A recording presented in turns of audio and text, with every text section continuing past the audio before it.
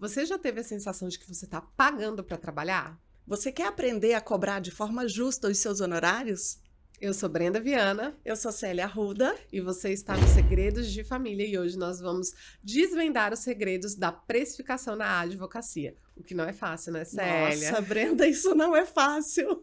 Eu já estou aqui rindo, lembrando das tragédias que já aconteceram lá no início da minha advocacia e que todo mundo está sujeito, não é só com pouco tempo de advocacia, né, Brenda? Mesmo com alguma experiência, pode ser bastante difícil a gente conseguir antecipar a visualização do tempo, do grau de complexidade e, às vezes, inclusive, das dificuldades com o relacionamento com o nosso Eu cliente. posso te ser sincera? Pode, por favor. Eu acho que o que mais influencia é algo que ninguém dá valor. Uhum. Quando você fala a respeito de mentalidade, o povo acha até que você é doido, parece que é uma coisa mística de outro mundo.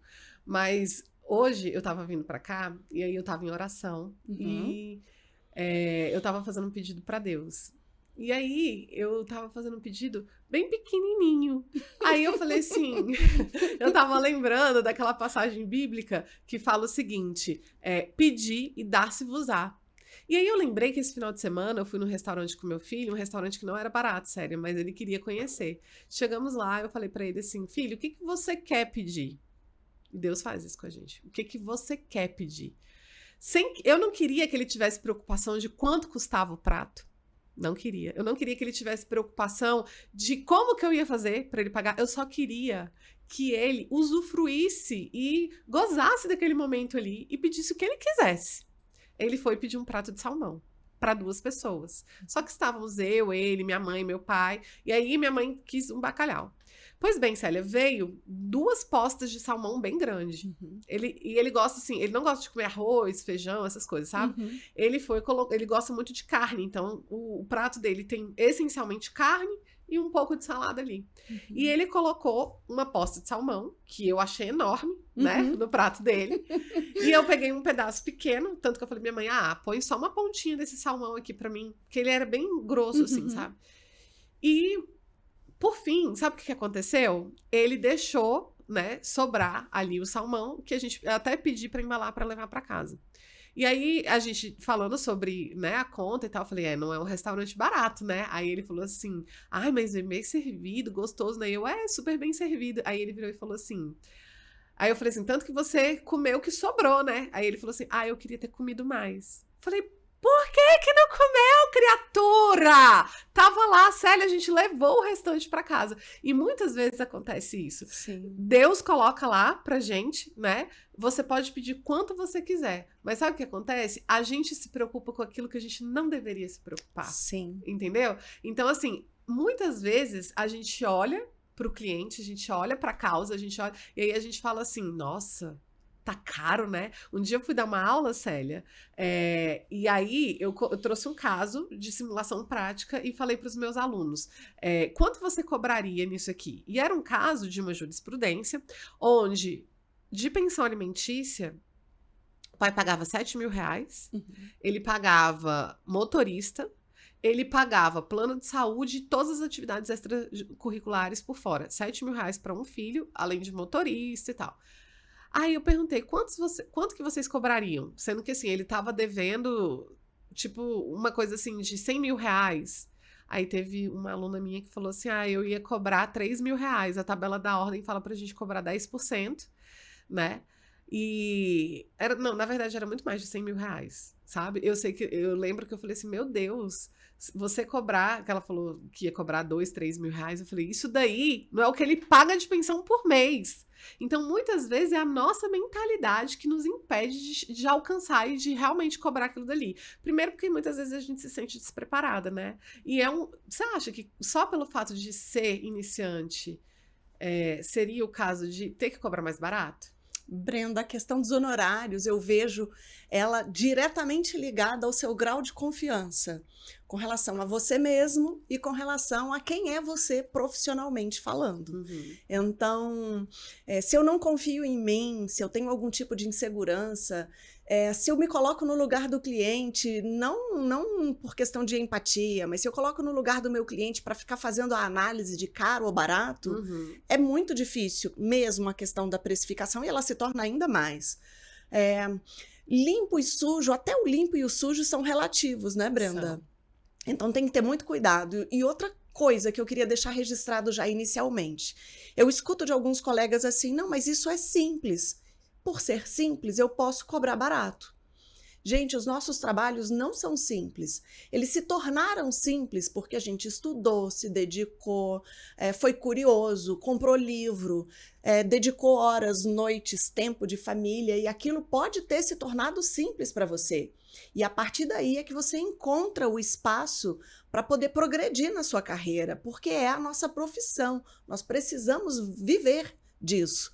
Então, a cobrança de honorários, a precificação da nossa qualidade do nosso serviço mesmo, ela tem que ser destemida, ela tem que ser desavergonhada, vamos colocar assim, porque a gente fica com pudor, a gente fica com vergonha de dizer que o nosso serviço vale alguma coisa. Olha só, Brenda, as pessoas pagam caro comprando coisas, porque quando aquilo que você adquire é materialmente visível, é um bem corpóreo, então as pessoas pagam caro por uma bolsa, por um tapete, por um relógio, por um carro, enfim.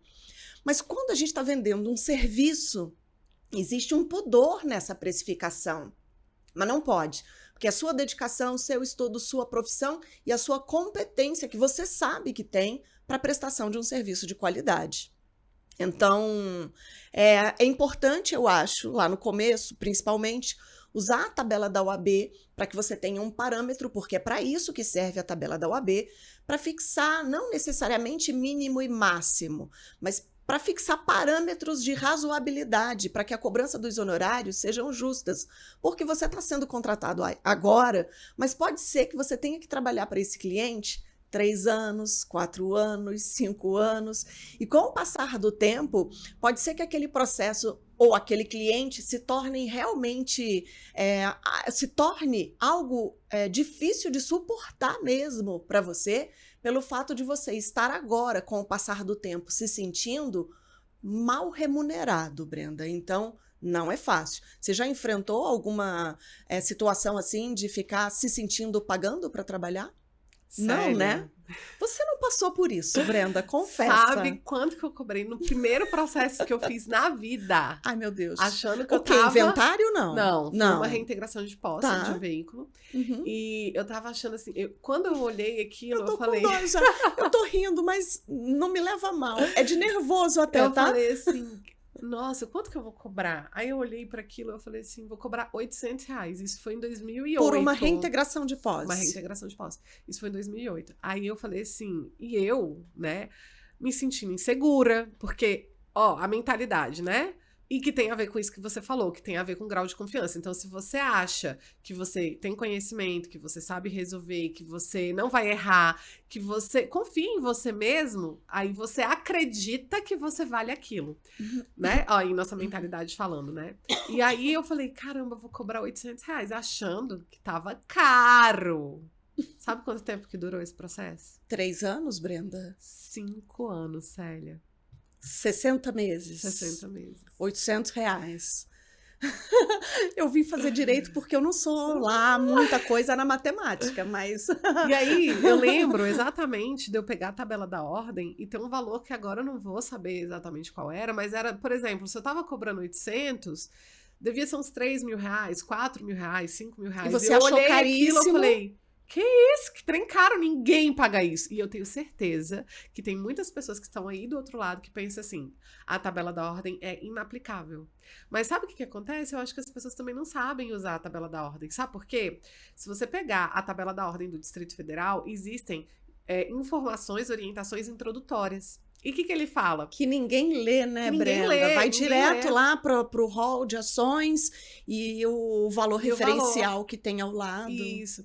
E o que está escrito lá? lá tá escrito o seguinte, da tabela da ordem do Distrito Federal. Você tem que ler aí como que tá escrito na tabela da ordem da sua seccional. Só que uma coisa que eu já observei, tá? Dando aula, assim, pro Brasil inteiro, é que quando tem essas orientações iniciais, uma coisa ou outra que muda poucamente, tem algumas que não têm essas orientações iniciais, mas as que têm são muito parecidas, e eu vou falar aqui qual que é a diferença. Eles colocam o seguinte, que aquele valor que a gente cobra, aqui no DF, é da propositura da ação até o acórdão. Então, você já tem que olhar aí, por quê? Porque se é até o 2º grau, né? E se você não estabelecer nada com o seu cliente sobre a forma de pagamento, você recebe 1/3 na entrada, 1/3 na sentença e 1/3 no acórdão, tá? É isso que tá escrito lá. Em São Paulo, por exemplo, ele muda um pouquinho. Ele fala que... Aí tem gente que fala assim, mas no DF vocês ganham muito mais. Só que, na verdade, se você lê a informação introdutória de São Paulo, lá tá escrito que é da propositura da ação até a sentença. Então, você estabelecer também até onde vai aqueles honorários é muito importante, né? Sem dúvida nenhuma. E depende sempre também muito da natureza, né? Do processo que você vai assumir a partir daquele momento. Eu percebo, Brenda, eu trabalhei muito tempo com um preparatório para prova de acesso à OAB, né, para inscrição nos quadros. Então, aqueles colegas que estavam terminando a faculdade, que estavam vindo para a advocacia, recém-chegados, e que não sabem exatamente ainda nem a área que vão trabalhar. Então, é um momento realmente difícil, inclusive também para saber fazer essa precificação. Então, eles comentavam sempre muito comigo, e eu ainda tenho contato com vários, e recebo mensagens, e o pessoal pergunta, olha, chegou aqui no escritório tal coisa, como que eu cobro isso? Brenda, o trabalho tem que ser refletido de forma completa, você tem que fazer uma perspectiva de tempo de duração, do grau de complexidade e o seu tempo que você vai precisar dedicar para aquele processo. Você usa a tabela da OAB para ter um norte, uma orientação, mas fora isso, você cobra pelo seu serviço o valor que você quiser, porque é um serviço. Aqui eu queria só trazer uma pontuação. Sim. Quando a gente tem que tomar um cuidado, porque também tem a questão dos honorários éticos. Sim. E aí a gente olha e fala assim, gente, aquilo dali é o mínimo, né? Não tem o máximo. Só que tem vários julgados da OAB de São Paulo que ele permite você cobrar mensal, né? Ele permite você cobrar um valor fechado, ele permite você cobrar de forma híbrida, mas ele diz o seguinte, você nunca pode ganhar mais do que o seu cliente. Sim, isso quando a ação tem natureza patrimonial, quando tem um valor isso, lá, né? Isso. Eu tô falando isso porque, por exemplo, em família, a gente tem alimentos e partilha de bens, né? Em sucessões, inventário, também pode ter um cunho patrimonial, né? Quer dizer, pode não, vai ter um cunho patrimonial, né? Porque se a pessoa não tem bem nenhum, ela até pode fazer um inventário negativo, né? E aí o inventário negativo seria para liberar o sobrevivente, o viúvo, para a escolha de regime de bens no segundo casamento. Então, neste caso, não teria cunho patrimonial. E aí, olha só o que já vem no instinto. E aí é simples. Mas é simples para quem sabe fazer. Tem uma frasezinha que eu adoro. O óbvio só é óbvio para olhos bem treinados. E aí, aqueles olhos bem treinados valorizam o valor dos honorários. Porque é simples para quem sabe fazer. Sim. Não é e isso, você Brenda? precisou de no mínimo 5 anos para você aprender aquilo. E sabe uma coisa, assim? Tem hora que eu penso assim, será que a prova da ordem não tá difícil o suficiente? Sabe por quê? Porque se ela fosse tão difícil mesmo, e olha que o índice de reprovação é alto, a gente daria mais valor, talvez, naquilo. Porque, assim, eu, graças a Deus, passei de primeira. Você já comentou em outro episódio que você foi a última turma que não precisou de fazer a prova. Não precisei. E me fez falta. Você acha? Hoje olho para trás, eu acredito que sim, Brenda, porque a prova da ordem é um choque de realidade. Ela é um choque de realidade. Porque eu via muitos alunos me dizendo assim, como se advogar fosse fácil. Não, eu quero concurso público, eu quero magistratura, eu quero Ministério Público. E eu digo que o concurso vai exigir, sem dúvida nenhuma, do candidato um estudo sistematizado por um determinado prazo de tempo, e não é que ele não vai depois ter que continuar estudando, Brenda. Mas depois que ele passa, ele entra numa estabilidade, e ele vai estudar sem dúvida nenhuma. A gente vê a atuação dos colegas promotores e juízes Eles são dedicados, não é isso que eu estou dizendo. O problema é que o advogado, se ele parar de estudar, ele está fora do mercado. Sim, totalmente. E não tem salário, Brenda. A gente trabalha nesse mês para fazer o pagamento dos nossos boletos que vencerão no mês seguinte. Então, ou você está realmente muito atualizado e demonstrando essa segurança, essa competência para que o seu cliente confie em você, porque o cardápio que o cliente tem, ele é muito vasto de possibilidades. Sim. Somos muitos, então ele vai, e é natural e é até bom que ele frequente alguns escritórios antes de escolher por você. Porque ele vai escolher por você, ele vai chegar no seu escritório, vai encontrar um profissional coerente, seguro, competente. Alguém vai ter já recomendado, inclusive, você, o seu trabalho para ele. E aí você vai poder cobrar os seus honorários. E eu entendo que os honorários justos não são necessariamente os honorários altos para o advogado. Não é isso. Exagerar na proposta para ganhar dinheiro, não é isso. Ele tem que ser justo pela qualidade do trabalho e pelo tempo de dedicação deste advogado para aquela causa que é do cliente. E aí, Brenda, essa proposta tem que ser feita de forma destemida. Ah, mas e se ele não quiser, Brenda? E se ele não quiser? Lidar com o não do cliente também pode fazer surgir entre nós um gatilho de uma dor qualquer, de algo que a gente tenha vivido no nosso passado e que a gente tenha medo de enfrentar novamente. Então, e olha que coisa engraçada, Célia. A gente vende o tempo todo. Sim. Pra gente estar aqui hoje, eu tive que te vender a minha ideia, né? Eu tive que vender o meu projeto. Eu tive que conversar ali com o Renato e manipular ali a situação, não no sentido negativo, sim, né? Sim. Mas para conseguir horário no estúdio, né? Que inclusive todo mundo elogiando aqui o nosso cenário. Então a gente vende o tempo todo. Sim. Né? Eu tive que vender essa ideia para minha equipe, Você negocia com seu marido, com seu filho, 24 horas do dia a gente tá negociando, a gente tá vendendo. Agora, se falou que você tem que dar um valor econômico para essa negociação, a gente já trava. Eu fico rindo, porque não é fácil mesmo. O cliente que chega no escritório de advocacia, ele vem, não é para comemorar nada com a gente, ele vem porque ele está vivenciando um problema. E a gente tem, eu vou falar de mim, o instinto de querer ajudar.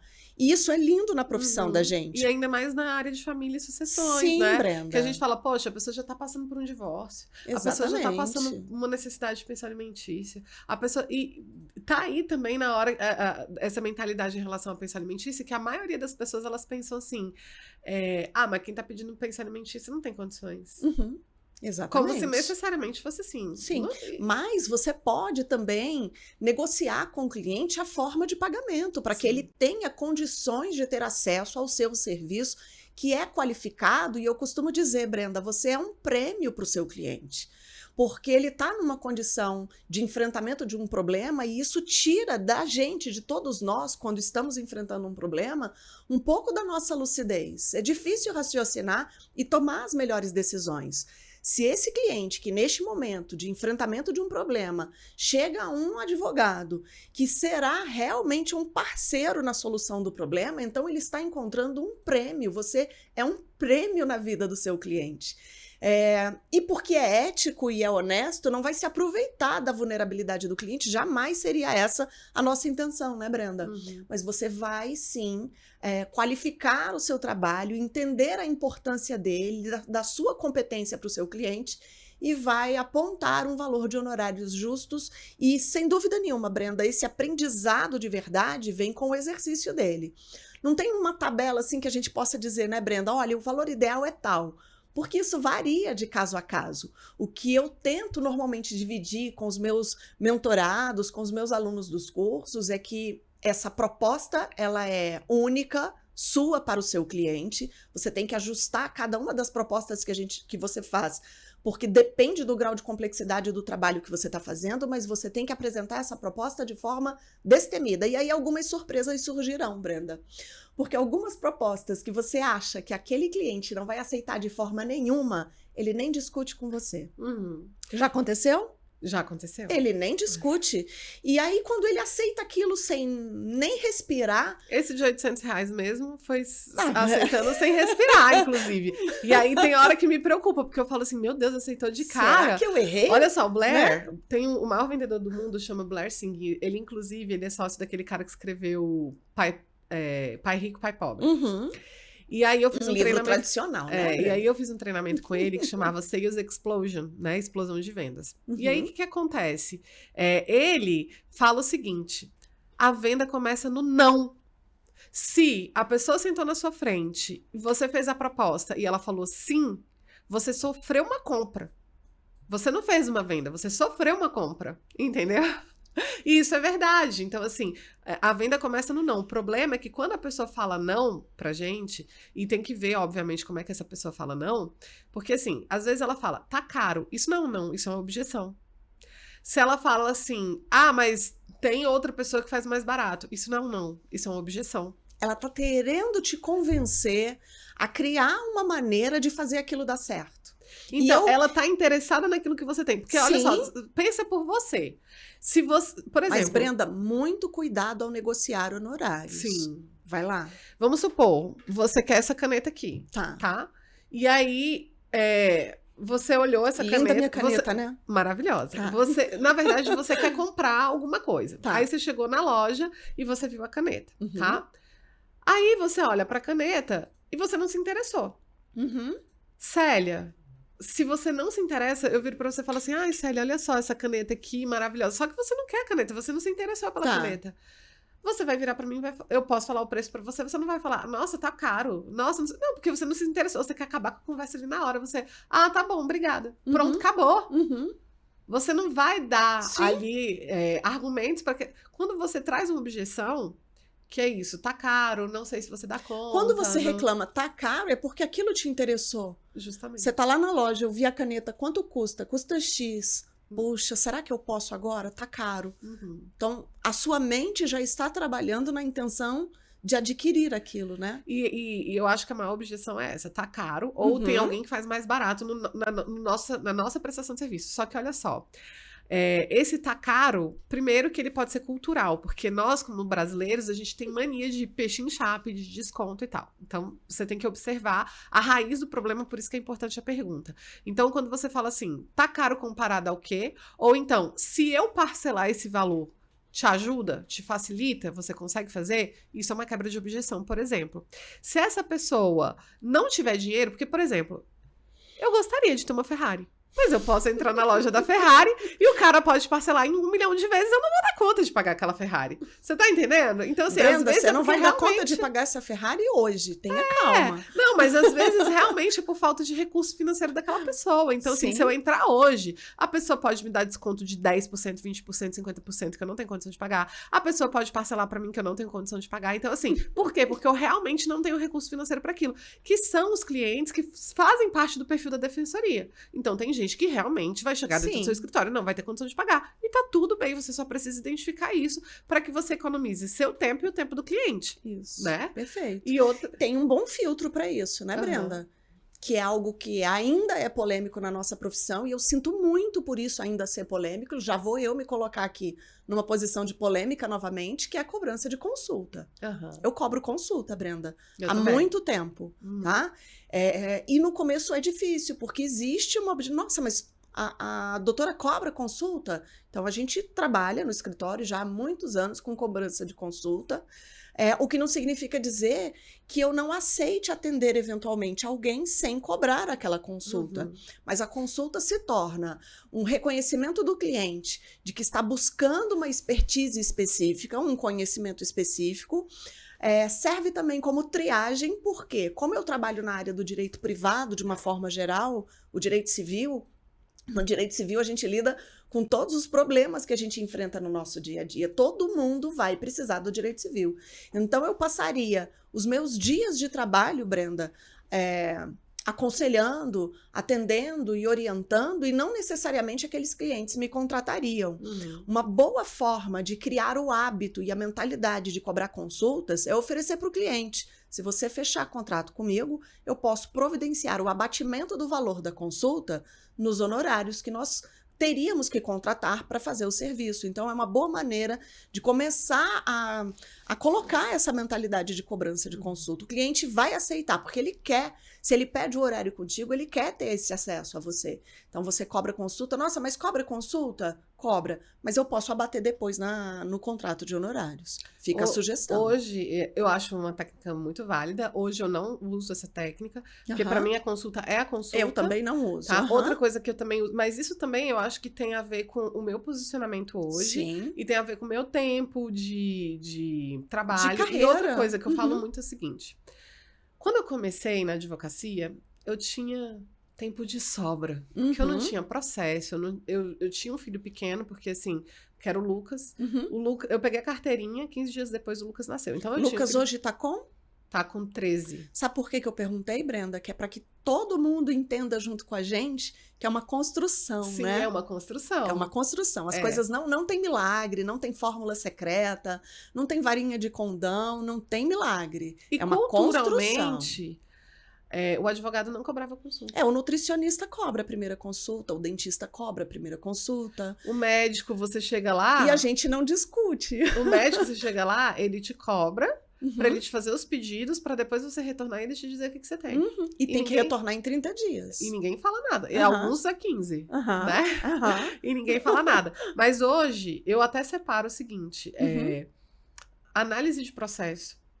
Sim. É um valor diferenciado da minha consulta. Porque eu falo muito para os meus alunos, né, que existe uma diferença entre consulta e atendimento. Sim. Consulta é um olhar personalizado para aquele problema. Então, você precisa analisar. Se a pessoa já está num processo, você precisa analisar o processo. Se a pessoa ainda vai dar entrada, você precisa analisar documentos. E eu acredito que faz parte essa análise, né? Só que hoje, inclusive, como eu tenho muito menos tempo e hoje eu tenho que alocar esse tempo para alguma coisa, por exemplo, entre eu fazer um curso, onde eu sei que eu vou ganhar um dinheiro certo, e eu atender uma pessoa de graça, perfeito, vou fazer o curso. Você tem que valorizar o seu tempo, né? Outra coisa, filho.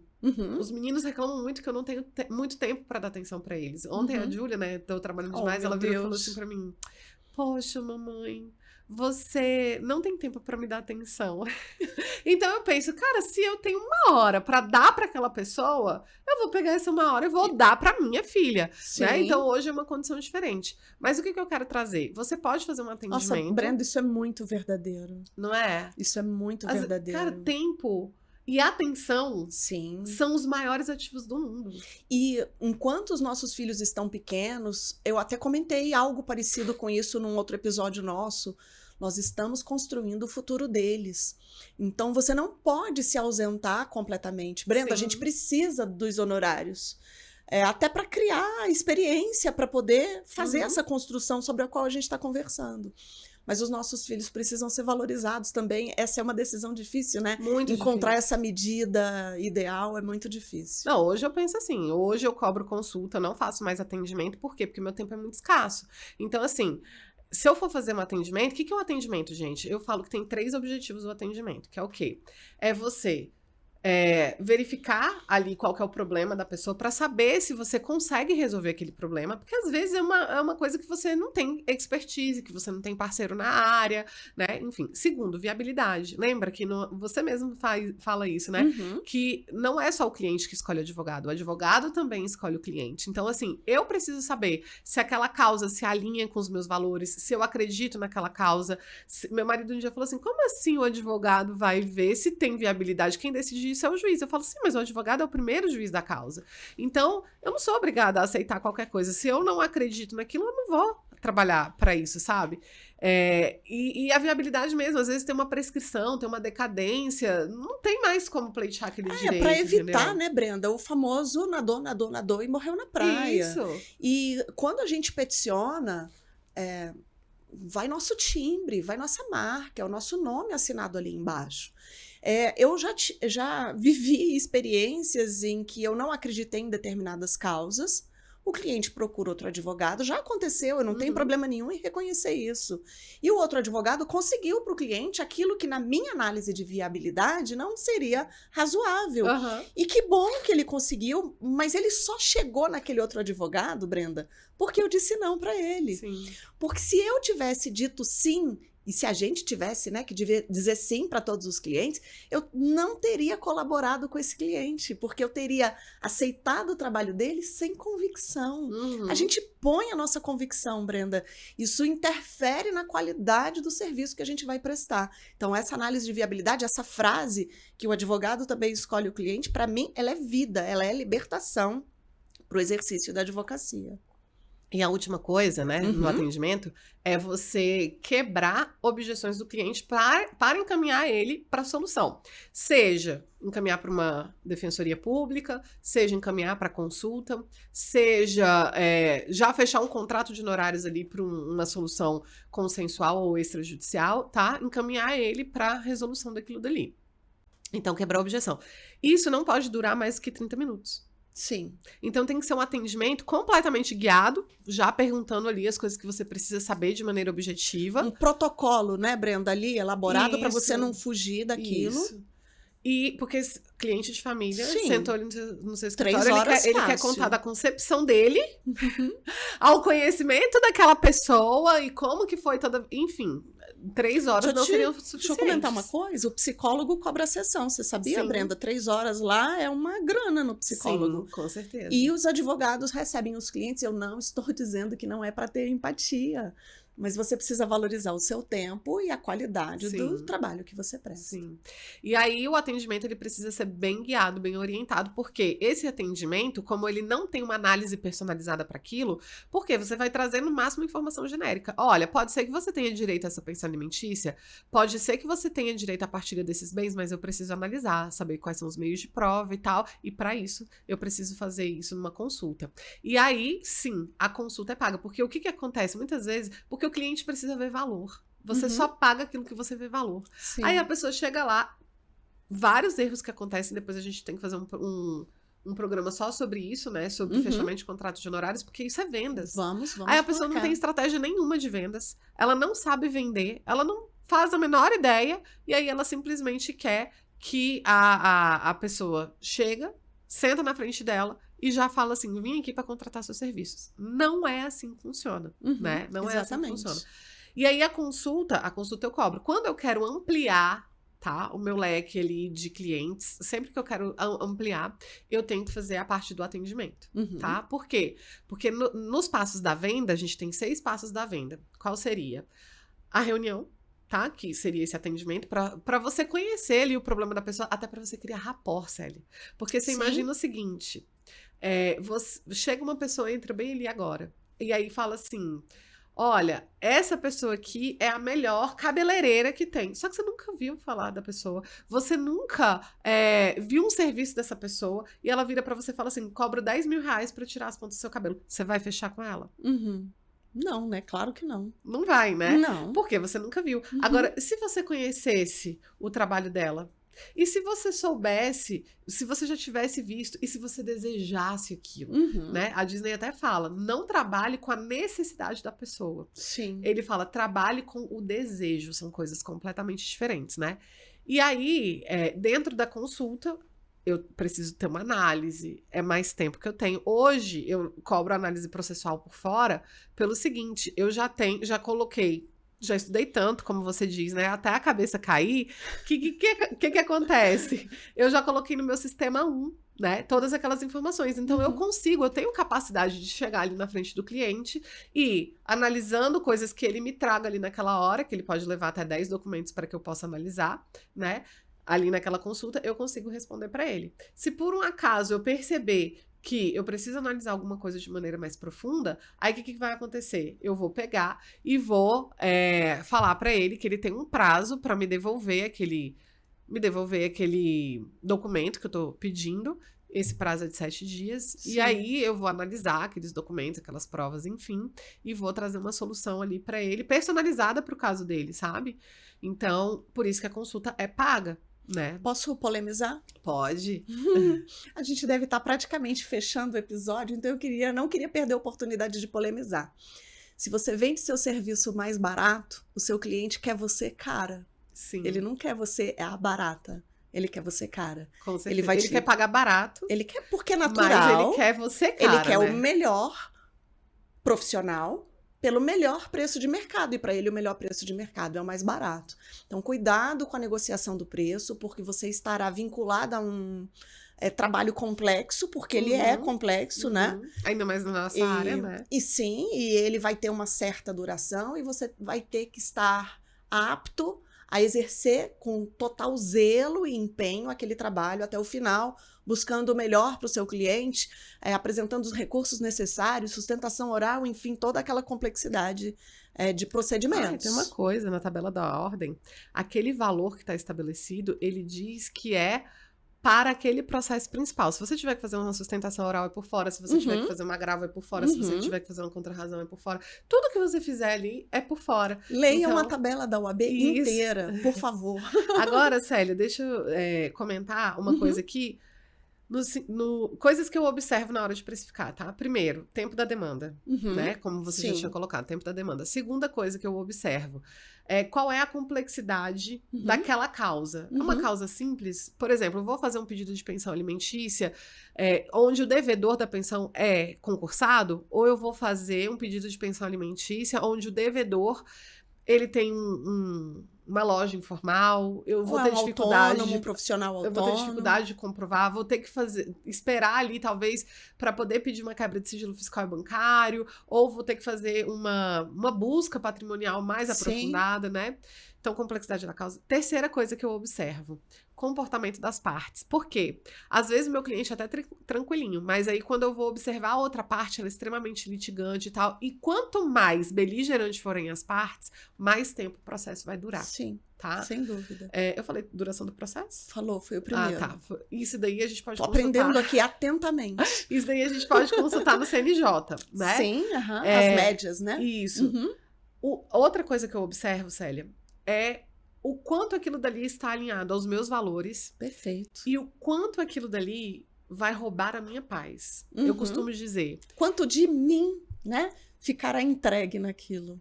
E assim, às vezes é uma coisa que vai ferir os meus princípios. Ou então é uma pessoa que me suga demais, porque tem essas pessoas, né? E aí eu falo o seguinte. Nós temos alguns colegas que dizem assim, mas se eu não fizer, outro colega vai fazer, então eu vou fazer. Eu falo, bom, tá ótimo, outro colega faz, então. Porque isso eu não faz parte de mim. E eu costumo até dizer que cliente ruim, a gente manda pra concorrência. Eu já vi você falar isso, maravilhoso. Sabe por quê? Deixa a concorrência perder tempo. Sabe, muitas vezes você não tem tempo de criar sua autoridade, de criar seu brand, de criar sua imagem para você ter honorários mais caros, justamente porque você fica preocupado ali com essa questão, né, de você atender aquela pessoa que não tem nada a ver. Mas esse último fator, eu costumo dizer o seguinte, se custa a minha paz, é caro demais. Com certeza. Se custa a minha paz, é caro demais. E sabe qual foi o método que eu desenvolvi para precificar sem eu ter que trabalhar? Primeiro, eu observo qual que é o tipo de demanda. É uma demanda litigiosa, vai me consumir mais. Então, eu cobro um valor de entrada, um valor de mensalidade. Por que essa mensalidade, Célia? Justamente porque eu falei. A manutenção do trabalho, né? Tem a questão do suporte. Sim. Tem a questão de que eu não sei quanto tempo que aquilo dali realmente vai levar. E tem várias coisas que podem aparecer no processo que... Isso eu já testei. Precisava pedir uma tutela, o juiz indeferia, precisava gravar. Por quê? Porque tinha as provas e tudo, eu sabia que aquilo dali poderia ser reformado no tribunal. E aí a pessoa falava, não tenho dinheiro para pagar o agravo. Entendeu? Então, assim, é um risco. No sentido de que eu vou assumir ali de fazer as coisas que precisam, inclusive negociação, tratativa e tal. E essas coisas, qualquer coisa que aparecer daquele processo principal, tá incluso. Consultas para outras coisas, suporte mesmo, canal no WhatsApp e tal. E eu cobro um valor de honorários finais, que pode ser a de êxito, então o método ficaria EMA, ou pode ser um valor fechado, que aí ficaria ENF, tá? Então esse é o meu método. Já que eu vou te perguntar como é que você como é que você faz para pensar nessa questão do valor de entrada, tá? E o segundo método é o seguinte, eu vejo que vai ser uma homologação de acordo, vai ser consensual, mas ainda assim é judicial. O consensual não é simples necessariamente. Sim. Eu digo que o processo dá trabalho depois do protocolo da inicial. O consensual você vai ter talvez até mais trabalho, Brenda, mas para resolver o problema daquele cliente em menos tempo. Então, negociar um consensual pode ser extremamente desgastante também. Sim, quando o pessoal vê o acordo no papel, não consegue imaginar o trabalho que deu para você chegar até ali. Sim, mas aí, Célia, para mim, a homologação de acordo é a homologação. A negociação eu cobro por fora. Ah, perfeito. E com regras claras. 30 dias de negociação, podendo ser estendido por mais 15. Por quê? Senão a pessoa fica lá, ó, meses te enrolando. Eu já acompanhei clientes durante mais de ano. E o cliente tem o tempo dele. O que eu tô questionando aqui não é isso. Cada pessoa tem seu tempo. Um divórcio é algo sofrido. Sim. É uma questão de amadurecimento, de desprendimento de sonhos de vida, inclusive. Então, cada pessoa tem seu tempo. Só que você não pode cobrar o mesmo tempo para estar envolvido naquela negociação por 30 dias e por 1 ano. É muito tempo. Sim. E aí, assim, a negociação, aqui eu cobro 2 salários mínimos hoje, tá? Pra fazer a negociação. Agora, você também tem que investir em você, em conhecimento, porque negociar não é você pegar uma proposta qualquer. Existem várias técnicas, depois a gente pode fazer um programa só sobre isso. A gente vai fazer vários programas sobre isso, Brenda. E aí, Célia, eu cobro um valor ali fechado, né? Do início do trabalho. Isso que chama estipêndio, tá? Inclusive, o método que eu uso para precificar o consensual é ET, é o estipêndio, ou seja, um valor fechado. É aquele valor para eu dar homologar aquilo, né? E aí eu vejo. Tá, vocês fecharam tudo? Já tá tudo certo? Isso é homologação de acordo. Se eu tenho que negociar, eu tenho que cobrar a negociação por fora. E o T é de taxa de suporte. Que é a mensalidade. Não, ele é diferente. Ah, como funciona? A taxa de suporte que eu cobro aqui é 15% do salário mínimo. A minha mensalidade seria no encerramento do trabalho? Não. Ou você parcela isso no curso do processo? Porque aqui em Brasília pode durar 30 dias, mas como eu atuo em vários outros lugares, por exemplo, a gente deu entrada na homologação de acordo em janeiro, ainda estava no recesso, né? Não, mentira, foi em dezembro. Foi exatamente no dia 20 de dezembro. A gente deu entrada, o juiz veio homologar em maio, e até hoje a gente não conseguiu Em maio de 2022 ele homologou? E até hoje o que você não conseguiu? Até hoje eu não consegui o ofício para implementar a pensão alimentícia, e aí eu tenho que continuar ali. Então, essa taxa de suporte, ela tem acesso ao grupo no WhatsApp. Por que é uma taxa pequenininha? Ela tem acesso... Não vai ter agravo. Não vai ter é o acompanhamento, é o acompanhamento. Do encerramento burocrático daquelas últimas diligências, das providências finais. Isso. Entendi. E aí tem lá... isso é mensal. Essa taxa de suporte é mensal. Então, ela me paga para ela ter acesso ao WhatsApp, ao relatório semanal, a poder tirar as dúvidas ali, porque eu estou disponível ali para ela, né? E no extrajudicial, como aqui deu entrada hoje e tal, é só o estipêndio, é só o valor final, né? Como é que você faz para você chegar nesse valor de entrada? Então, Brenda, depende de diversos fatores. O valor da entrada, vou te dar um exemplo. Eu fui consultada para fazer um inventário de 1984. O inventário foi proposto em 1984 e, enfim, por diversas intercorrências, chegamos em 2022 com 14 mil páginas de inventário e uma família sofrida em volta desse inventário. Então, eu fui consultada para saber se eu tinha interesse em assumir aquele inventário a partir dali, só que para que eu pudesse dizer isso para o cliente, eu tinha que minimamente ter uma noção do que havia nessas quase 14 mil páginas. Então, entende que é muito subjetivo isso, tem que ser analisado. Eu calculo normalmente qual é o tempo, porque na minha consulta inicial, eu não faço análise de documentos, tá? Então, em princípio, a consulta gira em torno de 1 hora e nós conversaremos em tese sobre o problema. Inclusive, eu vou deixar registrada aqui uma dica. Na consulta, você não simplesmente entrega a palavra para o cliente, porque é o que Brenda falou. Ele vai querer fazer um retorno ao passado, uma retrospectiva geral de vida. E é compreensível isso, porque ele quer buscar lá no passado as justificativas para o que ele vai te pedir agora. Como é uma consulta inicial, para tentar colocar foco, o meu protocolo é perguntar para o cliente qual foi o problema, qual é o problema que você está vivendo agora e que te trouxe até aqui. Qual é a preocupação? Eu não estou vendo meu filho. Eu preciso fazer o inventário dos bens do meu pai. Enfim, ele vai te dizer esse problema. E aí você direciona quais são as perguntas essenciais que você precisa fazer para dar a orientação inicial. Consulta é isso, não dura 3 horas, ela dura 1 hora em média, mas eu também não encerro a consulta quando o relógio bate 1 hora, é claro. Cada caso é um caso, às vezes dura 30 minutos, eu faço essa consulta inicial e aí eu vou tentar entender junto com o cliente a necessidade de análise documental. E aí eu faço um valor para faço uma proposta de valor para essa análise, que varia, Brenda. Às vezes é uma análise mais simples, às vezes, como nesse inventário, por exemplo, é uma análise extremamente complexa.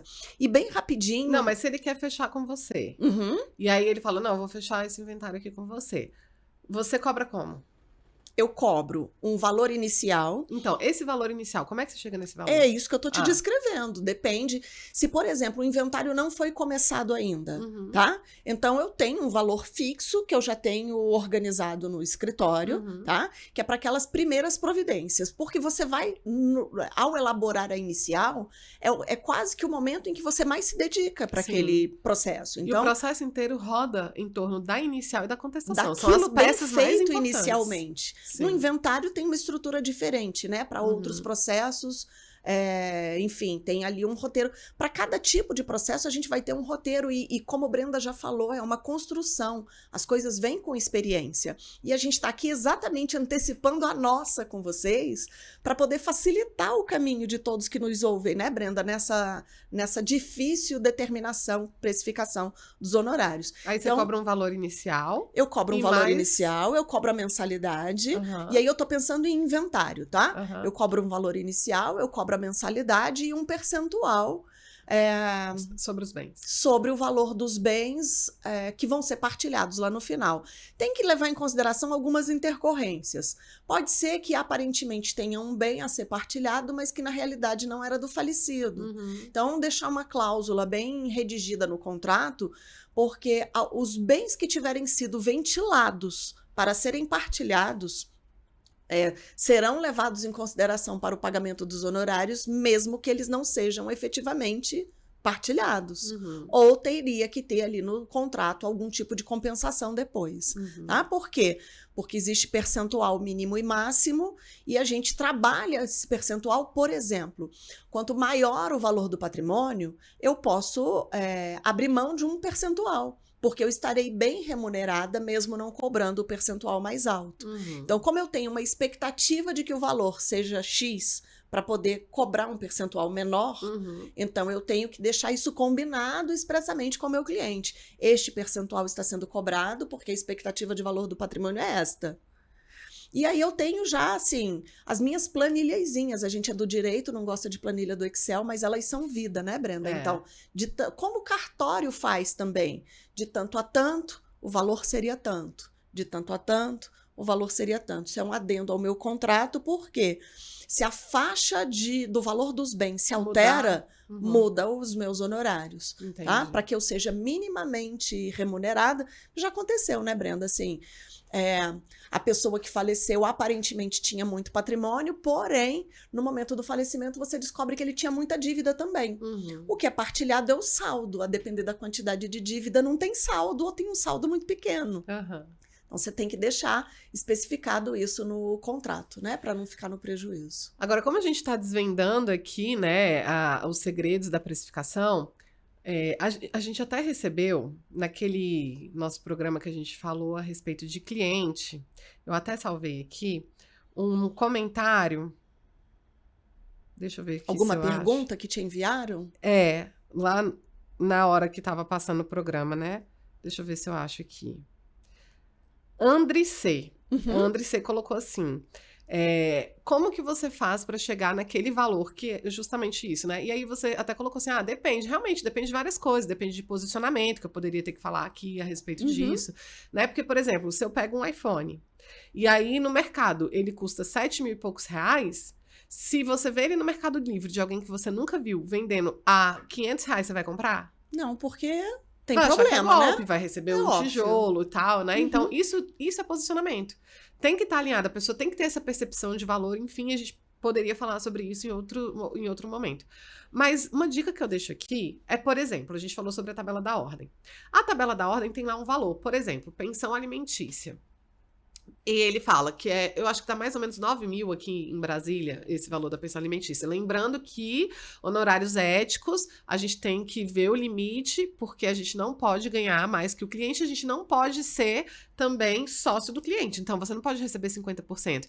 E a OAB, ela considera os honorários de sucumbência como sendo parte dos seus honorários. Então, assim, por isso que eles falam, você pode pedir no máximo 20% do proveito econômico do cliente, né? Que seria ali a sua limitação quando a questão tem cunho patrimonial. Se a outra parte, por exemplo, tiver ali direito à gratuidade de justiça, eu entendo que você pode pedir 30%, porque quando o juiz conceder ali os honorários de sucumbência, em primeira instância vai ser, geralmente é 10%, né? Às vezes é até menos, a depender do valor que é, mas a lei estabelece de 10% a 20%, né? Então não poderia ser menos do que isso. E aí, o que acontece, então? Lá na tabela da ordem, ele te coloca um percentual, né? E coloca também para você um valor de referência. Bom, aqui em Brasília eu acho que tá 9 mil e pouco. Mas o que ele fala? 1/3 na entrada, 1/3 até a sentença e 1/3 no julgamento de segunda instância. Isso. E aí, então, você pode pegar aquele valor da tabela da ordem, dividir em 3, pegar 1/3 e fazer o pedido. Porque, assim, você tem que entender que esse valor de entrada, pelo menos para mim, é um valor que você cobra para as providências iniciais. Isso. A petição inicial, que é a peça mais importante quando a gente está falando de autor para dentro do processo, né? E a audiência de mediação, onde vai ter uma negociação e tal. Então, no mínimo, 1/3. Eu cobro 2/3 daquele valor. É o jeito que eu cheguei para chegar naquele valor. Então, eu olho a tabela da ordem, tá? E eu me baseio naquilo dali. Obviamente que eu tô dando uma média. Se a pessoa for muito beligerante e tal, eu vou cobrar a mais. Pode ser que eu cobre até aquele valor inteiro, pode ser que eu cobre mais do que aquele valor inteiro. Vai depender também aí do proveito econômico da pessoa, enfim. Mas é uma orientação aqui que pode te guiar. Divide aquilo dali por 3, cobra 1/3 de entrada. Isso. Não cobra R$800 fixo para trabalhar 5 anos para o seu cliente e use das primeiras experiências, das primeiras propostas de vocês como norteador, né? Sim. Dos processos que vêm na sequência. Anotem para lembrar dos detalhes e que foram negociados, né? Para colocar no contrato direitinho e quando o cliente não fechar, use esse não do seu cliente em seu benefício.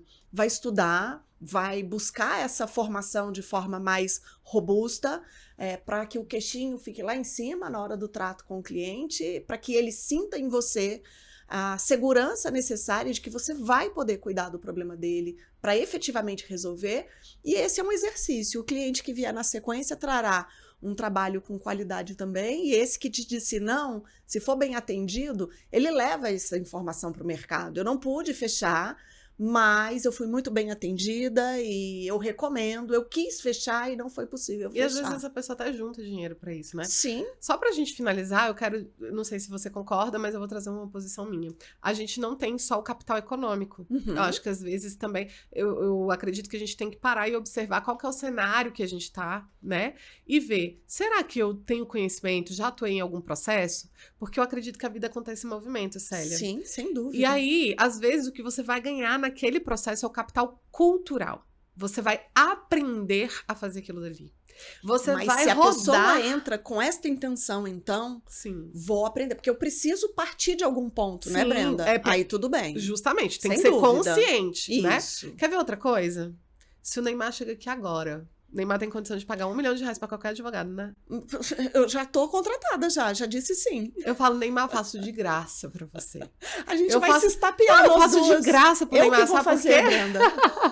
Você não, eu vou fazer. Então eu vou deixar você com o Neymar e eu vou fazer pro Gustavo Lima, então. Tá troca. Bom? Tá tranquilíssimo. Se o Gustavo Lima entra daqui na porta ali agora, eu faço de graça pra ele. Sabe por quê? Porque isso é o capital social. Aí a gente pede uns storyzinhos. Com certeza. Ah, não, então e outra coisa, você imagina que, olha só, o cliente que o Gustavo Lima pode te trazer... Existem por conta várias das pessoas formas de que estão no remuneração. meio, entende?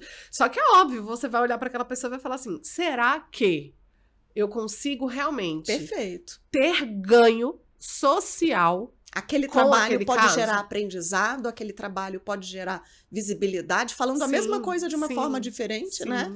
Então, fiquem atentos aos detalhes que não são tão se detalhados. não tem o aprendizado, se não tem... Perfeito. Oh, eu atuei num caso, Célia, olha que interessante, que era um caso de um casal homoafetivo e que eles tinham uma barriga solidária, só que ela era doadora. Uhum. Que não pode, né? Mas Uhum. daí, enfim, cara, era um caso assim, ó, experiência única. Exatamente. Entendeu? Muito legal. Então, assim, você tem que saber ali se isso vale a pena, você tem que ponderar.